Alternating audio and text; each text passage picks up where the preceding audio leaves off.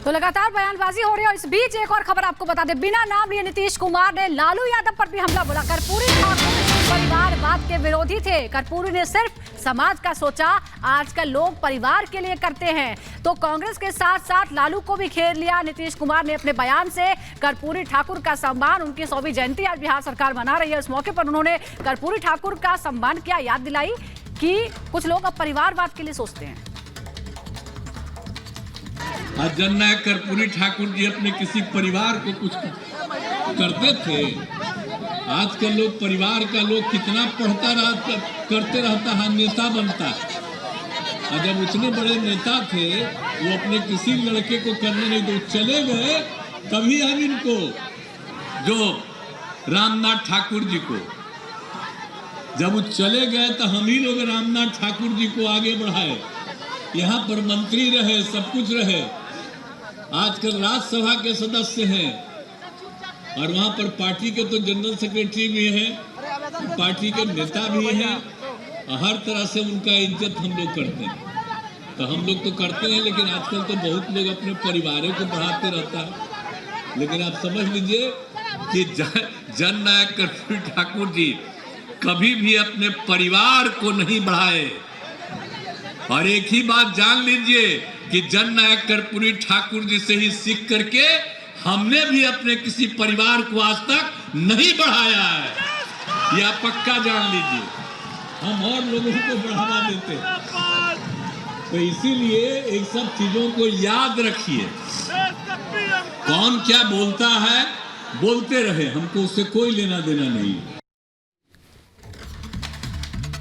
और इस बीच नीतीश कुमार की राज्यपाल से मुलाकात के बाद बिहार में सियासी सरगर्मियां तेज हो गई हैं। तरह तरह की अटकलें लगाई जा रही हैं। इस बीच कर्पूरी ठाकुर के जयंती के मौके पर नीतीश कुमार के साथ तेजस्वी यादव भी अगल बगल बैठे थे, लेकिन दोनों ही नेताओं में कोई बातचीत नहीं हुई। इसी के बाद माना जा रहा है कि सब कुछ क्या ठीक नहीं है। रिपोर्ट देखिए।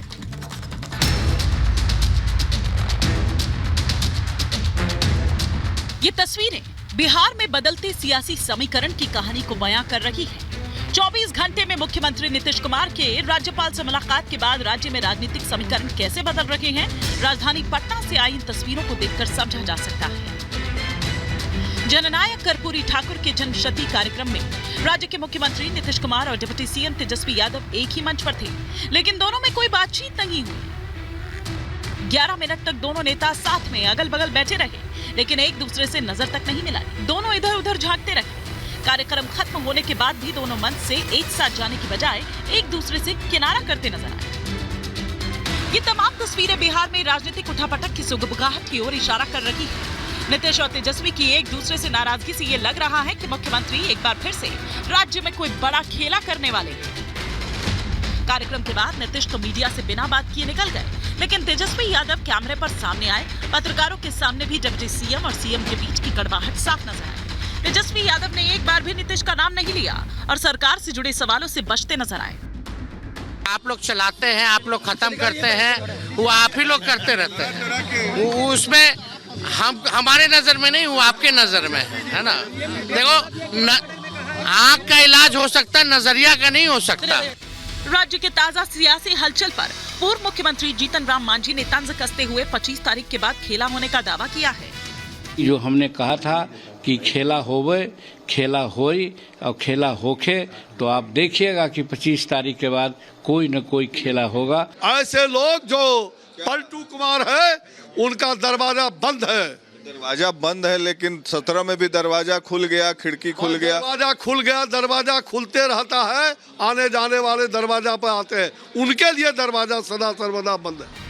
सूत्रों की माने तो नीतीश की पार्टी के 45 में से 24 विधायक बगावत कर सकते हैं। इसीलिए नीतीश अपनी कुर्सी बनाए रखने के लिए पूरी कोशिश में जुटे हैं। लगातार बयानबाजी और राजधानी में हलचल को देखते हुए ऐसे कयास लगाए जा रहे हैं कि बिहार में नीतीश कुमार एक बार फिर कोई बड़ा उलटफेर कर राज्य की जनता को सरप्राइज करने वाले हैं। Bureau report, Republic Bharat. और ब्रेकिंग न्यूज का रुख करते हैं बड़ी खबर पंजाब से, जहां पर आम आदमी पार्टी ने इस बात का ऐलान किया कि सभी 13 सीटों पर वो अकेले चुनाव लड़ेगी। तो इंडी गठबंधन में फूट अब लगातार बड़ी और व्यापक होती जा रही है। उधर पश्चिम बंगाल में ममता बनर्जी ने कहा कि कांग्रेस को एक भी सीटें नहीं देंगी। इधर पंजाब भी कह रही है कि पंजाब में भगवंत मान ने इस बात का ऐलान किया कि सभी 13 सीटों पर वो अकेले चुनाव लड़ेंगे और एक भी सीट कांग्रेस को नहीं देंगे।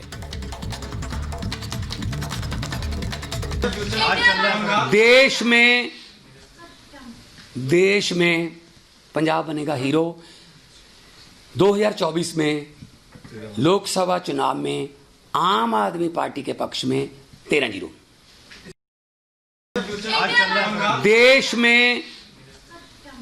देश में पंजाब बनेगा हीरो।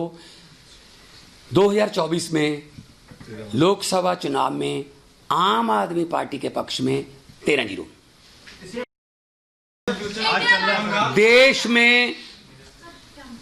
देश में पंजाब बनेगा हीरो। 2024 में लोकसभा चुनाव में आम आदमी पार्टी के पक्ष में 13-0।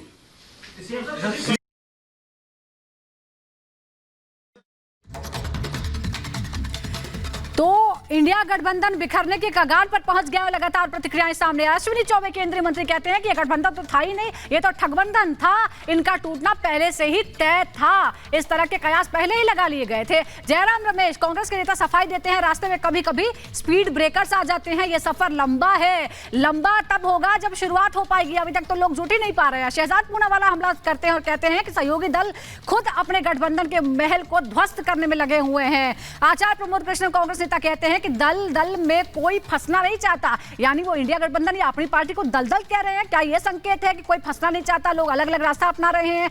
राम कदम बीजेपी नेता कहते हैं कि जब कोई विचार नहीं होता तो उसमें बिखराव निश्चित होता है, यानी विचारधारा के आधार पर।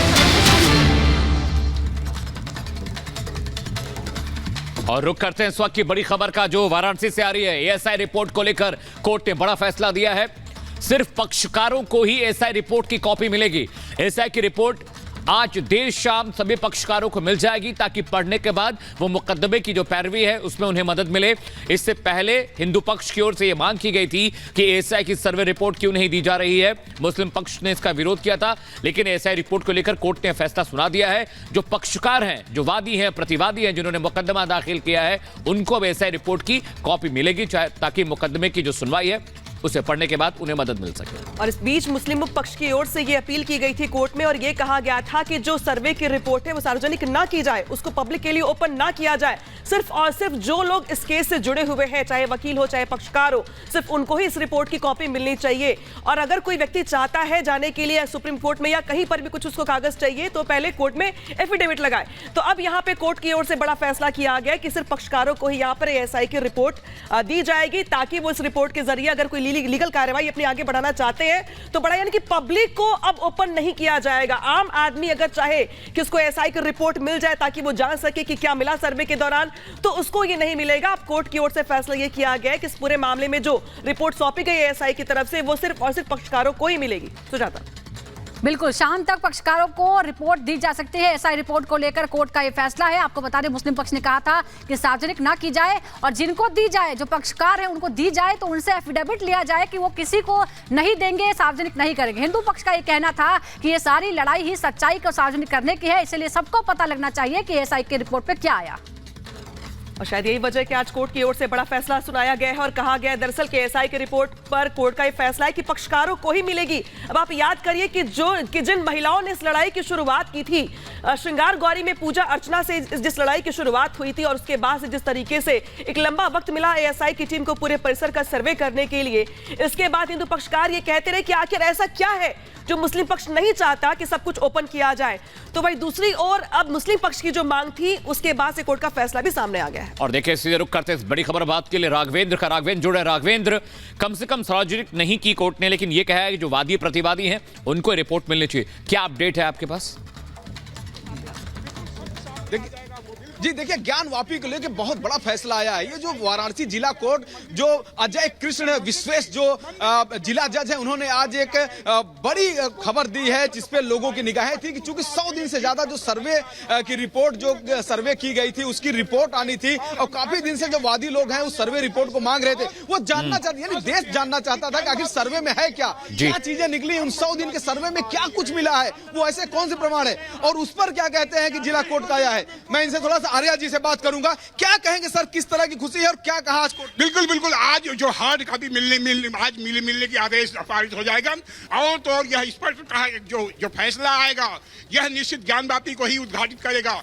यह निश्चित यह और आने वाला फैसला को देख करके एएसआई की जो जांच हुई है यह मंदिर है या मस्जिद के प्रवृत्ति पर निर्भर करता, प्रकृति पर, और निश्चित मंदिर की प्रकृति हो जाएगी और इसे साबित हो जाएगा कि ज्ञानवापी हुई हमारी है, अब मथुरा की बारी है। क्या कहेंगे मैडम, क्योंकि आप तो वादी है ना, आप वादी हैं, वादियों को मिलेगा, सार्वजनिक रिपोर्ट नहीं होगी लेकिन आपको तो मिलेगी रिपोर्ट। बिल्कुल हम लोग को रिपोर्ट मिलेगी और देखिए जो सच 92 दिन का जो सर्वे हुआ है वो सच हम लोगों ने एक एक चीज अपनी आंखों से देखा है, लेकिन वो सामने लाना भी बहुत अनिवार्य है। जब तक सामने नहीं आएगा, सत्य सामने नहीं आएगा, तो आज हम लोग को पूरा विश्वास है जो हार्ड रिपोर्ट मिलेगा उसके बाद उसे सार्वजनिक भी किया जाएगा, तो सत्य जो छुपा के रखा जा रहा है वो सामने आएगा। बताइए, किसी तरह का कोर्ट ने कोई इंस्ट्रक्शन आपको दिया है कि रिपोर्ट के साथ आपको कैसे क्या करना है? बिल्कुल, हम 1 घंटे के बाद, मात्र 1 घंटे के बाद, और विजय के दलहई जो पहुंच चुके हैं और निश्चित वह आदेश करेंगे कि यह सार्वजनिक किया जाए या नहीं किया जाए,